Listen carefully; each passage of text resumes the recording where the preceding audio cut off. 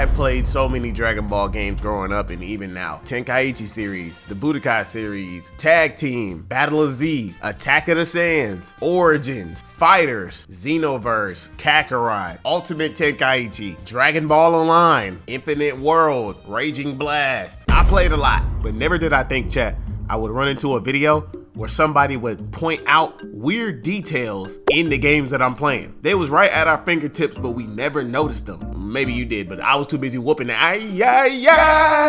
Today, chat, we're gonna be reacting to 12 weird details in Dragon Ball Z games. Tenkaichi 3, Sparking Zero by, I hope I'm saying this right, Kadazi. Perfect. Hello everyone, and welcome to an all-new installment of Secrets in Dragon Ball games.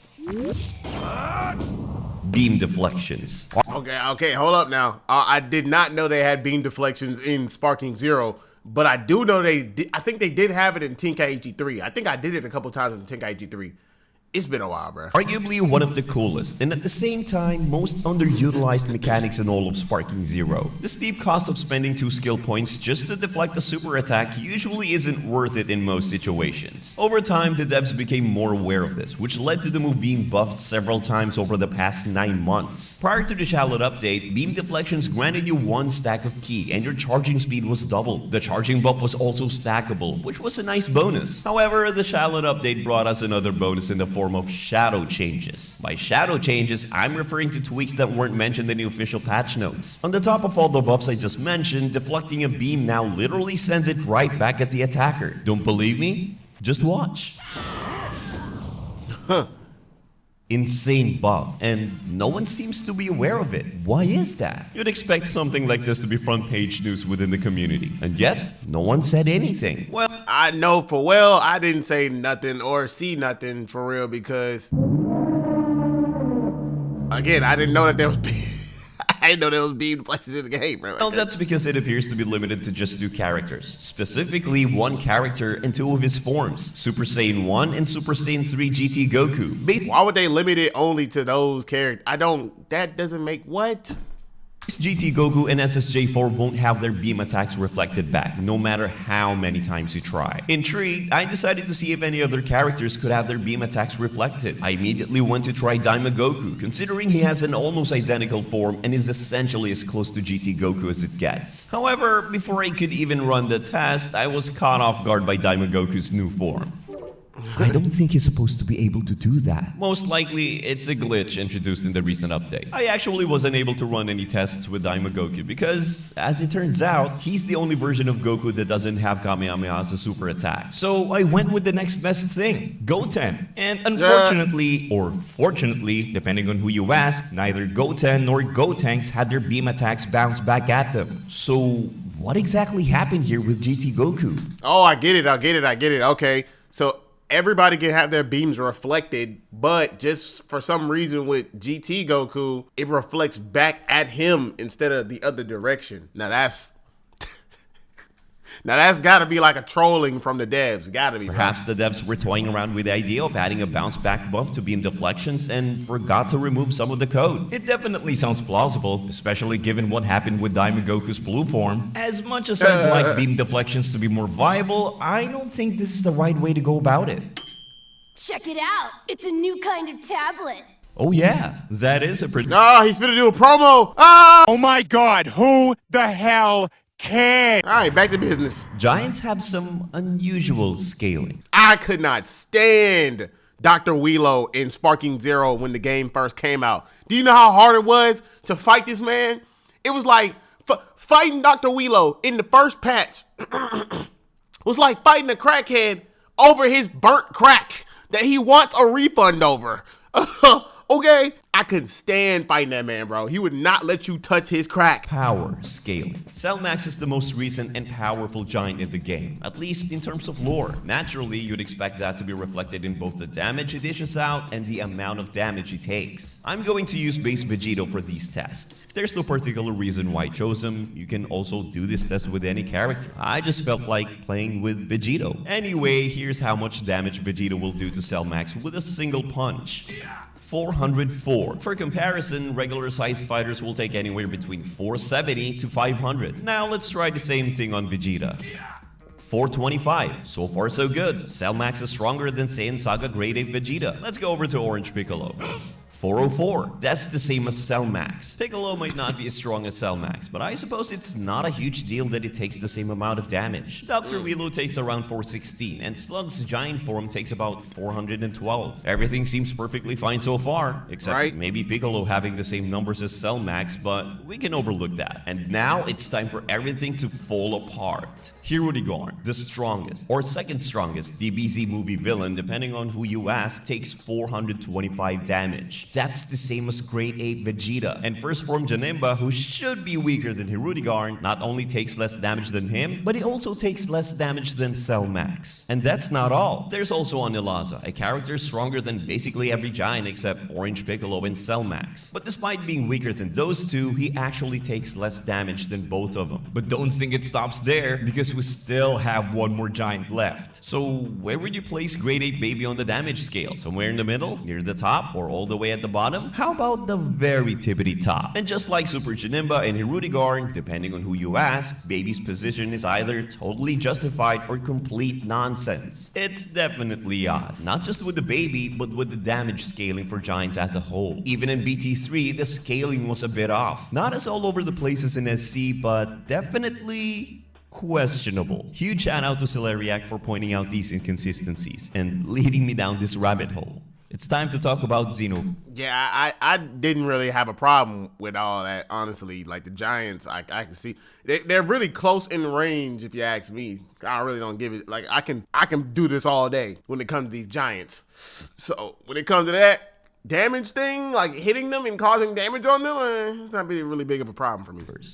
1. A game I thought had been forgotten. He said Xenoverse 1. It's time to talk about Xenoverse 1. A game I thought had been forgotten over time, especially since Xenoverse 2 is basically the same game but improved. But no, the game actually has a dedicated player base on Steam. Small, but dedicated nonetheless. Wow. Also, I just realized that Xenoverse 1 is more expensive than Xenoverse 2 on Steam. What the hell, Bandai? One of the weirdest things I remember from Xenoverse 1 is that they gave Yamcha and Krillin Kaioken. Yeah, both of them have dedicated presets with Kaioken and even unique voice lines. I did not even know that. They got Kaioken. They got Kaioken.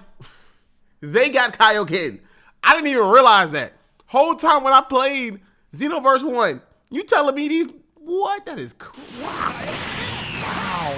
I don't think it was ever mentioned in Xenoverse's story, but the obvious implication is that they gained it through training with King Kai. Then again, neither Tien nor Chaozu can use it. So, yeah. From what I've gathered, Xenoverse 1 might be the only mainline Dragon Ball game where the Z fighters actually mastered Kaioken. Even Xenoverse 2. Which makes sense because there's two things that every Z fighter should know. Kaioken and instant transmission. Goku should have taught them that, unless you literally had to go to, Planet Yardrat to learn the instant transmission. But still, I think that Goku could have taught him. Like, let's be honest with you. Like, they should know at least something. Just like how they got taught the Kamehameha. At some point in time, those would have been so useful for fighting in many sagas. Dang, bro. The direct sequel didn't have it. But Xenoverse 2 did something really similar. Do you remember that funny line from Nappa in Tenkaichi 3? Hey, think if I went Super Saiyan, my goatee would grow? I remember that line. Well, just like Yamcha and Krillin, Nappa also has a unique preset, with the Super Saiyan transformation available. Here's how it looks. What? Is this in 2 or 1? Wow. Yeah, I'm gonna have to go back to the games and find these things. There's no way he's a real. This is real? Yo, chat, somebody go to, if you got Xenoverse or Xenoverse 1 or 2, whatever game you got that we're finding out these details in, go find these details and come back to me in my comment section, bro, because I'm so curious. I got to do it myself. That's Sorry, crazy. BT3 Nappa. Not only do you not grow goatee, but you also lose the toupee. Damn. At least the Super Dragon Ball Heroes game did you justice. Wow. Speaking of games with Super in their title, Super Dragon Ball Z for the PS2. This game is honestly really pretty. The manga-inspired art style is definitely something else. As pretty and fun as the game is, it suffers from a relatively small character roster, at least by Dragon Ball standards. On top of the small roster, the game only has 6 ultimates, which are not only tedious to unlock, but even more tedious to perform. First off, you have to be on the last round, and your opponent's health needs to be below 10%. After satisfying those 2 criteria, you also have to perform a relatively tricky input that many casual to mid-level players won't be able to pull off consistently in training mode, let alone in the heat of the battle. Still, despite those annoying prerequisites, the ultimates do have a very niche use. Damage scaling in this game kicks in around 4 hits, gets pretty tight by 10, and beyond that, your attacks basically do next to no damage. To work Can you imagine catching a spirit bomb, bro? Or whatever Frieza throws down, or whatever Beerus throws down, but your hand's gonna be 30 million times hot. I couldn't imagine that. And then you're holding it back, like, from destroying your body, bro, and destroying everything around you.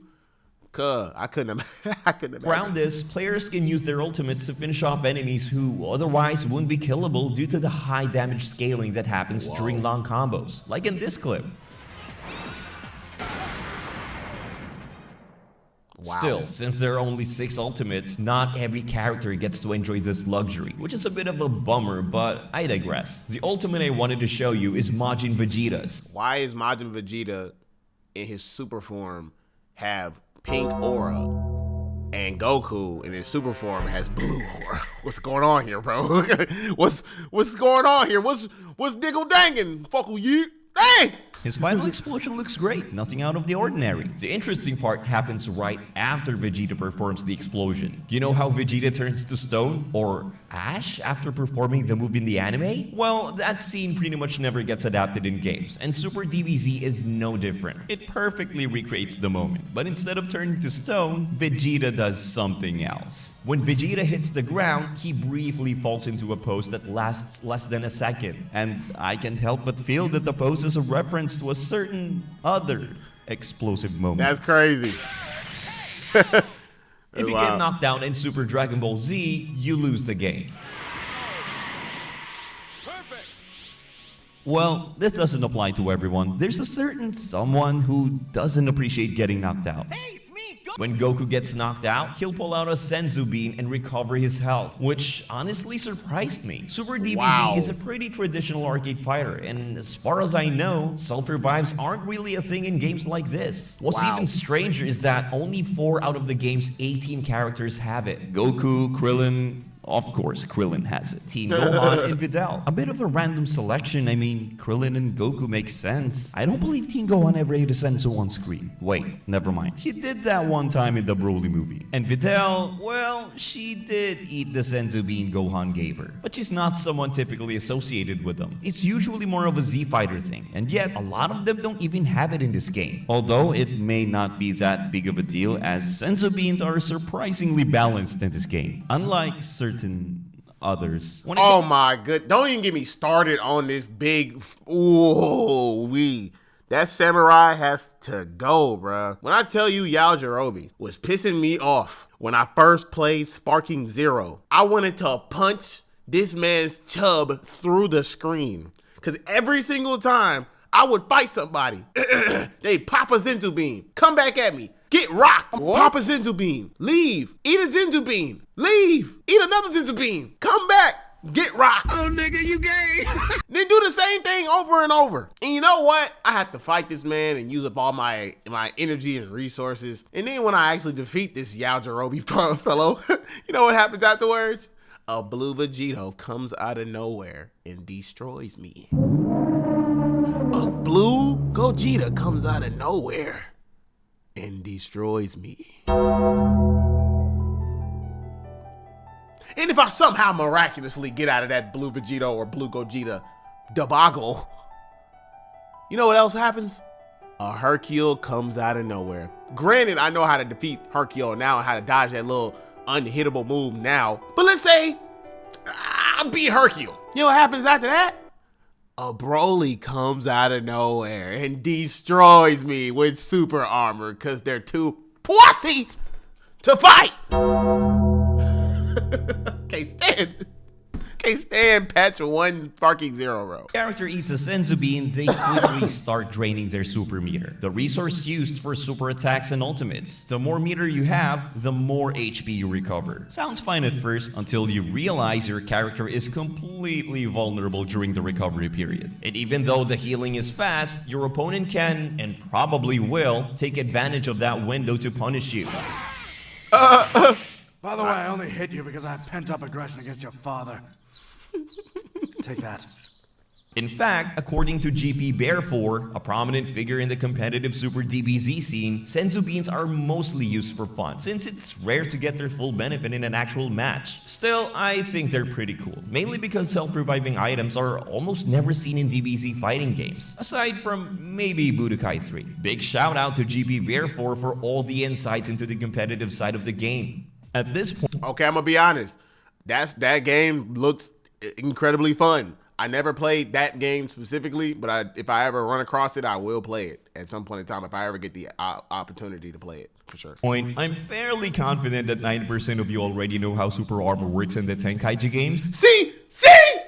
This is what I'm talking about. Chat, we're not just talking about super armor with Broly like 2 seconds ago. In short, certain tanky or bulky characters have super armor by default, and to break it, you need to land a few consecutive hits. Base Goku takes around 5 hits, Super Saiyan takes 4, SSJ2 takes 3, and once you reach Super Saiyan 3 level of power, which is roughly equivalent to 8 DP, you instantly break through that super armor. Now, here's something you might not have been aware of. You know how I said that you need to land a few consecutive hits in order to break it? Well, that may not be entirely true. In truth, you can actually break super armor with a single punch, and you don't even have to be an SS3. He probably talking about that heavy kick. Even Chaozu can do it. In fact, let me use him as an example. Chaozu is able to break super armor on his very last hit, that is, his 5th attack, pretty much the same as any mid to low DP character. Now I'm going to perform the same combo, but this time, the armor will break with a single kick.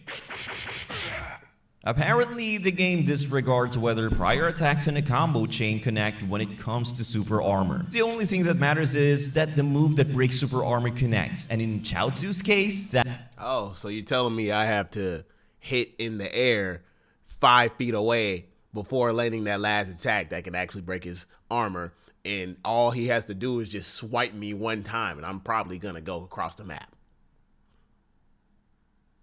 Okay.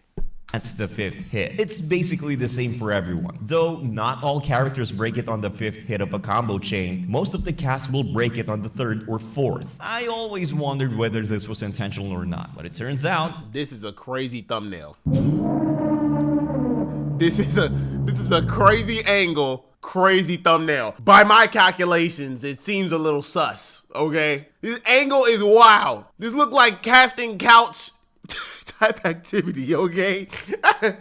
You know, you know. I don't have to wonder anymore. This oversight, or should I say feature, is back and works exactly the same in Sparking 0. By default, Goku will break Broly's armor on the 4th hit. But if that 4th hit is the first one that actually lands on Broly, you'll just break it instantly. Same as in BT3. This can actually prove to be useful in some niche situations. For example, the other day I was playing against a friend who was using Super Broly. I was using either Yamcha or Krillin, can't remember exactly. Basically, he was trying to go into Sparking, and he was convinced he would be able to get it, because from his point of view, I was just throwing random punches like 5 feet away from him. And even if 1 or 2 of them managed to land, he knew that he wouldn't get staggered, because both Yamcha and Krillin need at least 4 punches to break the armor. Yeah, but when they catch on, then that's gonna be a problem. Long story short, he didn't go into Sparking, and I broke his armor with a single hit. The end.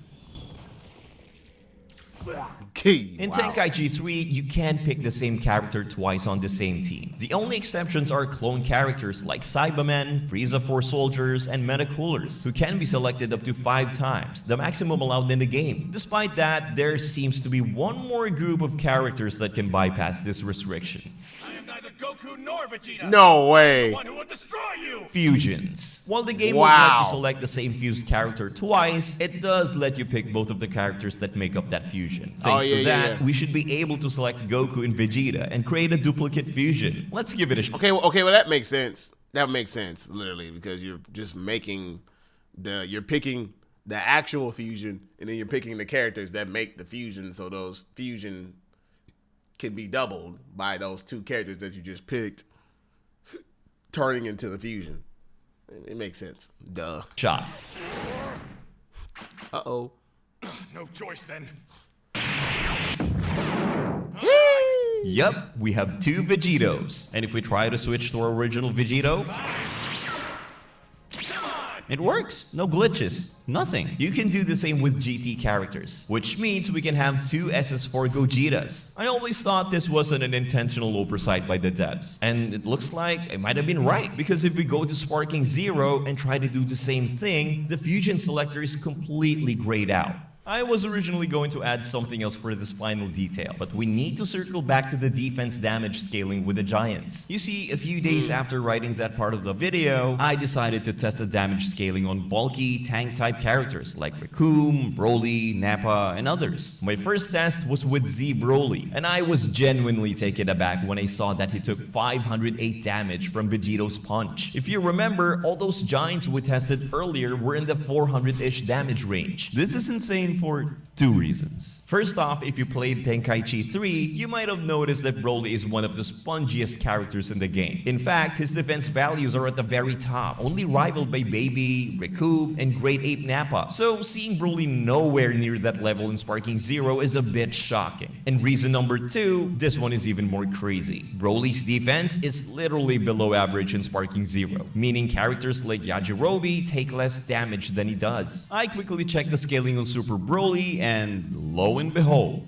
it's the exact same situation. Oddly enough, the other tanky fighters didn't seem to suffer the same fate. They stay around the 427 damage range. My initial guess was that Broly's damage scaling was the result of countless patches we've received over the past 9 months. But no, I booted up the very first version of the game, and the damage is literally the same. -1, but that -1 was present on everyone. I can only assume that this was a preemptive move by the devs to make it more balanced for online play. Because if you recall, Broly enjoyed all the benefits of giant-type fighters despite not actually being one. Thanks to that, Broly was literally at the very top of BT3's competitive tier lists. Despite the nerfs to his defense, Broly still ended up being a major problem in Sparking 0, especially during the early months. I'm trying to tell y'all, bro, this is exactly what I was talking about. Phase 1 Sparking 0, this man was a problem. He was a menace. He was a nuisance. He was a menace to society. All the Sparking 0 people know what I'm talking about. Literally. If you've been playing since day 1. Who knows? It probably would have been even worse if we had more accurate defensive scaling. Hey, let me know what y'all think about this video down in the comment section. If y'all haven't already, go support bro over here, Kadazi. I hope I'm saying that right. Put your pitchforks down, brother. Once you're done supporting him, come back over here, hit that like and subscribe button. This is my second channel. My name is Devonte The One. I'll see y'all in the next one. Shalom. Shawty sippin' Chardonnay and playing